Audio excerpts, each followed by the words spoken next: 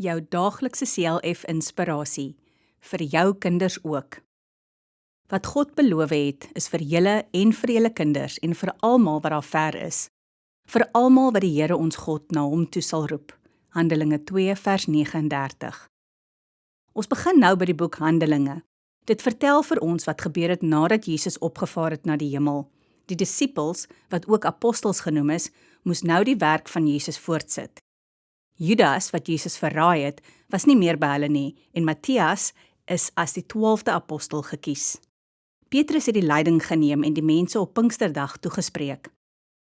Hy het gesê dat die mense hulle moes bekeer, sodat hulle die ewige lewe kan kry.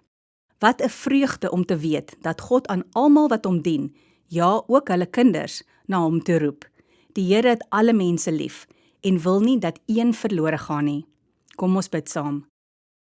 Here, laat my vandag ook hoor hoe U my roep, sodat ek U kind kan wees. Amen.